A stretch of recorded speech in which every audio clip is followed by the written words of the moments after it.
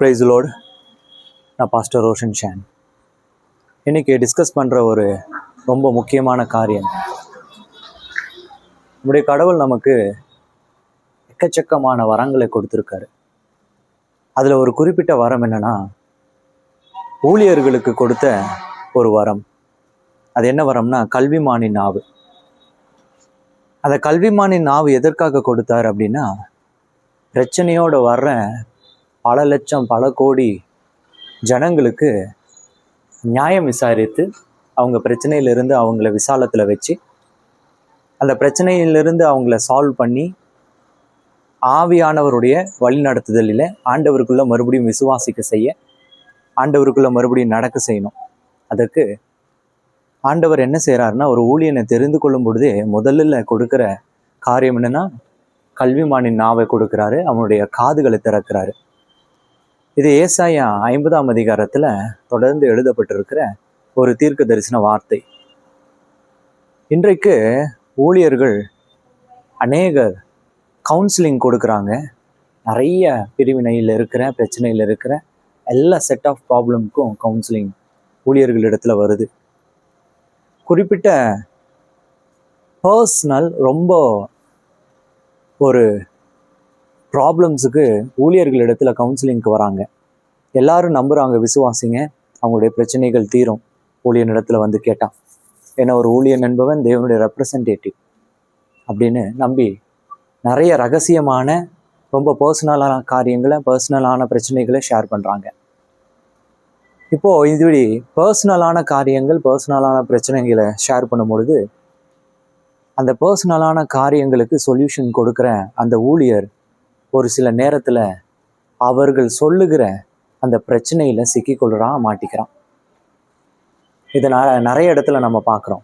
குறிப்பிட்டு பார்க்க போனால், இந்த பெண்கள் ஊழியர்களிடத்தில் பகிர்ந்து கொள்ளுகிற அநேக காரியத்தில் அந்த கவுன்சிலிங்காக வரும்பொழுது அவர்கள் சொல்லுகிற சில காரியங்கள், பர்சனலான காரியங்கள், இந்த ஊழியரை முயற்சி பண்ணி ஆண்டவருடைய ஆவியோடு, ஆண்டவருடைய ஏவுதலோடு அவங்களுக்கு கவுன்சிலிங் கொடுக்குறாங்க. அதே சமயத்தில் அவர்கள் என்னென்ன பிரச்சனை சொன்னார்களோ அந்த பிரச்சனைகளில் ஒரு காலகட்டத்தில் நிறைய பேர் சிக்குண்டு இருக்காங்கன்றதுன்னு பார்க்குறோம். பவுல் கொரிந்தியருக்கு எழுதின அந்த நிருபத்தில் ரொம்ப இம்பார்ட்டண்ட்டான ஒரு வார்த்தையை பதிவிடுறாரு. அவர் தன்னை குறித்து அநேக இடத்துல பேசியிருக்காரு.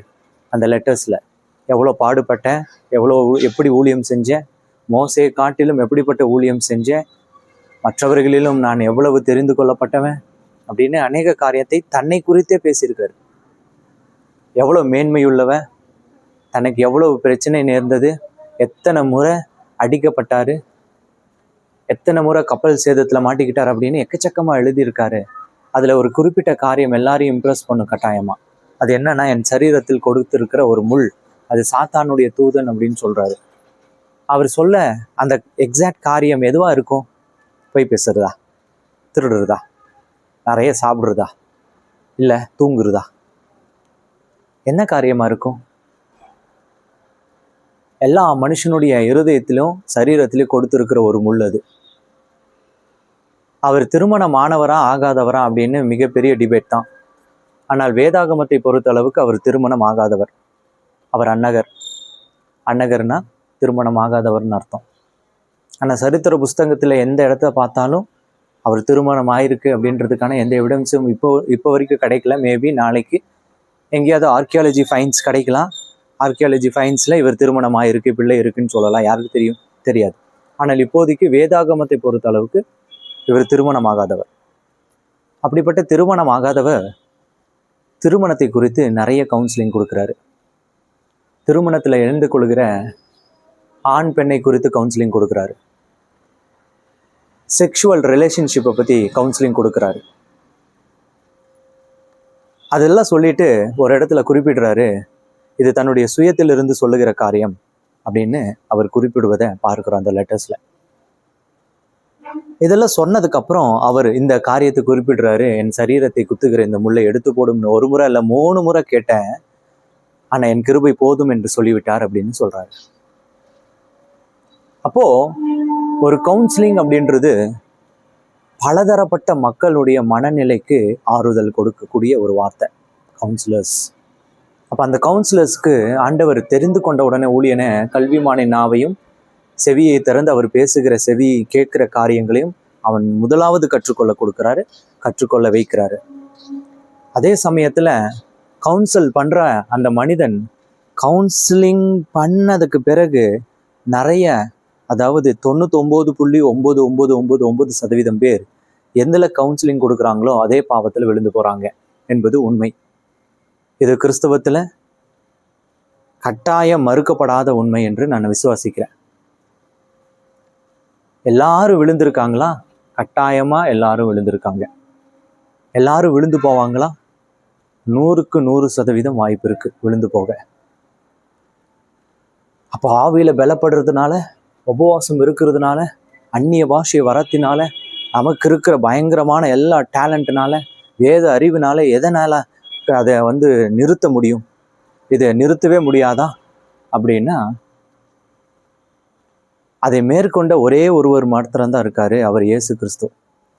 அவரை தவிர ஒருவரும் இந்நாள் வரைக்கும் இந்த உலகத்துல எந்த மேற்கொள்ளாதவர்களாக தான் இருக்கிறோம், விழுந்து போகிறவர்களாக தான் இருக்கிறோம்.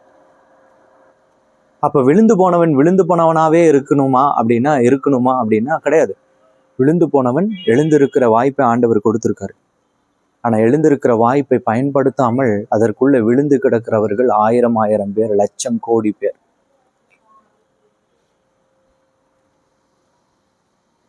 அவன் மறுபடியும் பல புதிய கவுன்சிலிங்க்கு கவுன்சிலரா இருக்காரு.